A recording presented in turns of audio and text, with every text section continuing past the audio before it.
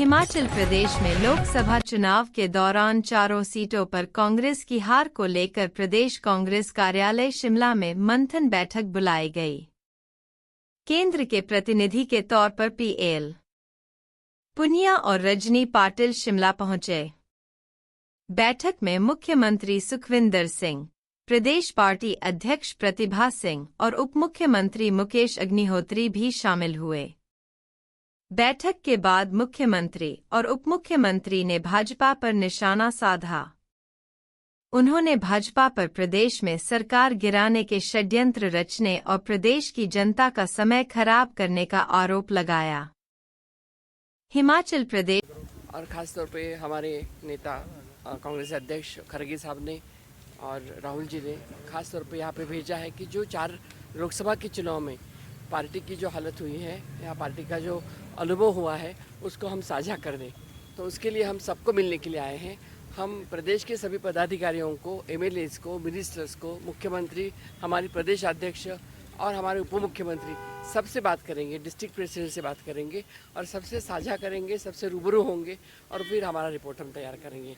मैं और मेरे साथ पुनिया साहब हैं जो पूर्व सांसद भी है और इस कमेटी में आए हैं। आप उनसे पूछ सकते हैं। क्या चेंजेस की भी संभावना है सरकार या संगठन लेवल? अभी हम कुछ नहीं बता सकते, कुछ बता नहीं सकते। हमारा रिपोर्ट काम सादर करना हमारा काम है, उसके ऊपर फिर हाईकमांड निर्णय लेगी। इसके बाद उत्तराखंड की भी जिम्मेदारी आपको? जी, उत्तराखंड, दिल्ली और हिमाचल। उसके बाद हम उत्तराखंड जाएंगे। दिल्ली भी? दिल्ली का हो गया है हमारा, मैंने बताया दिल्ली का हो गया। दिल्ली का रिपोर्ट भी हमने सादर कर दिया है। Thank you. और ख़ास तौर पे हमारे नेता कांग्रेस अध्यक्ष खड़गे साहब ने और राहुल जी ने ख़ास तौर पे यहाँ पे भेजा है कि जो 4 लोकसभा के चुनाव में पार्टी की जो हालत हुई है या पार्टी का जो अनुभव हुआ है उसको हम साझा कर दें। तो उसके लिए हम सबको मिलने के लिए आए हैं। हम प्रदेश के सभी पदाधिकारियों को, एमएलएज को, मिनिस्टर्स को, मुख्यमंत्री, हमारी प्रदेश अध्यक्ष और हमारे उप मुख्यमंत्री सबसे बात करेंगे, डिस्ट्रिक्ट प्रेसिडेंट से बात करेंगे और सबसे साझा करेंगे, सबसे रूबरू होंगे और फिर हमारा रिपोर्ट हम तैयार करेंगे। मैं और मेरे साथ पुनिया साहब हैं जो पूर्व सांसद भी है और इस कमेटी में आए हैं। आप उनसे पूछ सकते हैं। क्या चेंजेस की भी संभावना है सरकार या संगठन लेवल? अभी हम कुछ नहीं बता सकते, कुछ बता नहीं सकते। हमारा रिपोर्ट काम सादर करना हमारा काम है, उसके ऊपर फिर हाईकमांड निर्णय लेगी। इसके बाद उत्तराखंड की भी जिम्मेदारी आपको? जी, उत्तराखंड, दिल्ली और हिमाचल। उसके बाद हम उत्तराखंड जाएंगे। दिल्ली भी? दिल्ली का हो गया है हमारा, मैंने बताया दिल्ली का हो गया। दिल्ली का रिपोर्ट भी हमने सादर कर दिया है। Thank you. और ख़ास तौर पे हमारे नेता कांग्रेस अध्यक्ष खड़गे साहब ने और राहुल जी ने ख़ास तौर पे यहाँ पे भेजा है कि जो 4 लोकसभा के चुनाव में पार्टी की जो हालत हुई है या पार्टी का जो अनुभव हुआ है उसको हम साझा कर दें। तो उसके लिए हम सबको मिलने के लिए आए हैं। हम प्रदेश के सभी पदाधिकारियों को, एमएलएज को, मिनिस्टर्स को, मुख्यमंत्री, हमारी प्रदेश अध्यक्ष और हमारे उप मुख्यमंत्री सबसे बात करेंगे, डिस्ट्रिक्ट प्रेसिडेंट से बात करेंगे और सबसे साझा करेंगे। हम इसको डिस्कस करेंगे और ये दोनों आए हैं फाइट फाइंडिंग कमेटी के सदस्य हैं। ये भी फाइंड आउट करने आए हैं कि क्या रीज़न रहे, क्यों हमने चारों लोकसभा सीटें हारी है। उस पर हमारा इनको फीडबैक होगा और ये जो हमारे ब्लॉक के और जिला के अध्यक्ष आ रहे हैं उनसे भी फीडबैक लेंगे।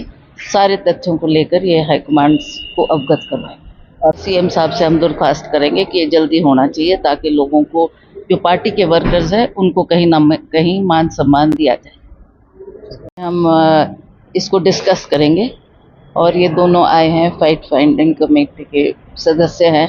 ये भी फाइंड आउट करने आए हैं कि क्या रीज़न रहे, क्यों हमने चारों लोकसभा सीटें हारी है। उस पर हमारा इनको फीडबैक होगा और ये जो हमारे ब्लॉक के और जिला के अध्यक्ष आ रहे हैं उनसे भी फीडबैक लेंगे।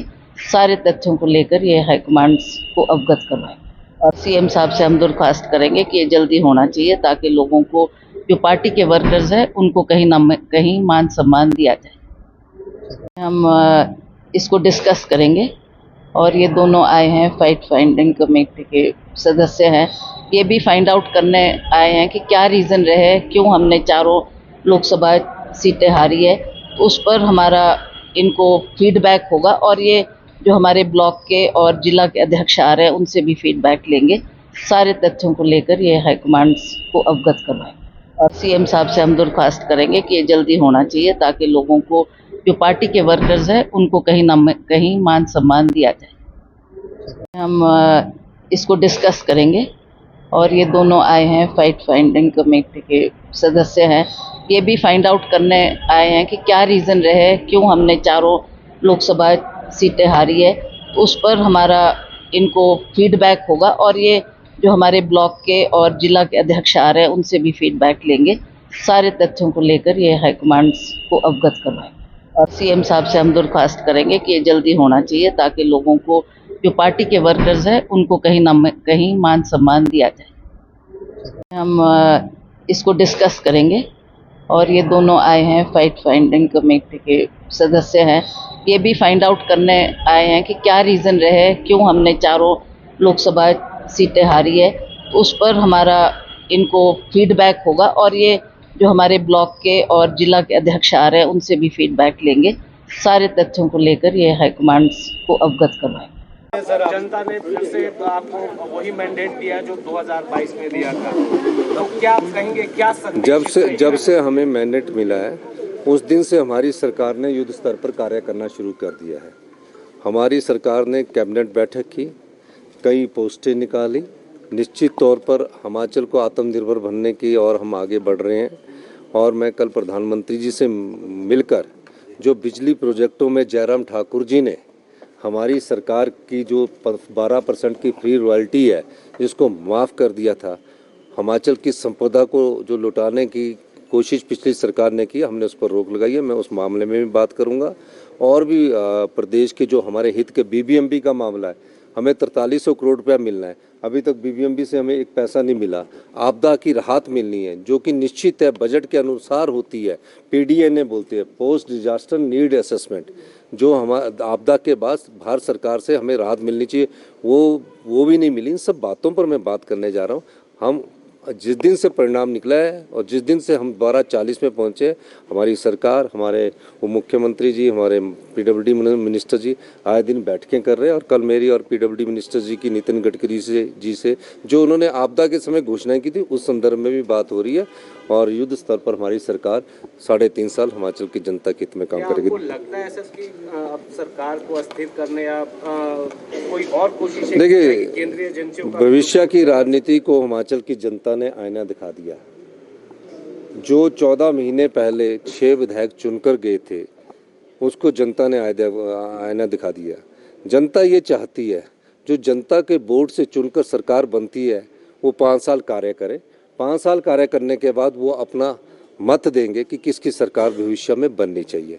लेकिन जिस प्रकार 14 महीने में जनता के वोट से चुनी हुई सरकार को नोट के दम से गिराने की कोशिश की गई है, उसका जनता ने हिमाचल की बड़ा अच्छा जवाब दिया है। और हिंदुस्तान की जनता को भी एक दिशा दी है कि हम बिके हुए लोगों के साथ, जिनको हम चुनकर 5 साल भेजते हैं, वो अगर 14 महीने में इस्तीफा देते हैं तो हम उन्हें घर बैठा सकते हैं। ये एजेंसियों का दुरुपयोग होता है, ये इनका एक हथियार है, चुनावों से पहले होता है, तो इन चीज़ों से घबराने की जरूरत नहीं है। धन्यवाद। सरकार को कोई थ्रेट नहीं है सर, जनता ने फिर से आपको वही मैंडेट दिया जो 2022 में दिया था, तो क्या आप कहेंगे, क्या जब से हमें मैंडेट मिला है उस दिन से हमारी सरकार ने युद्ध स्तर पर कार्य करना शुरू कर। तो हिमाचल गवर्नमेंट कोई खतरा नहीं हिमाचल प्रदेश सरकार को, और सरकार पूरी तरह स्थिर है, स्थायी है, टिकाऊ है। और विपक्ष से हमारा आग्रह है कि वो कंस्ट्रक्टिव ऑपोजिशन करें, रचनात्मक विपक्ष करें, जो प्रदेश हित के इश्यूज है उनको उठाएं और साजिश षड्यंत्र छोड़ दें। सर, हार पर जो है समीक्षा चल रही है, सर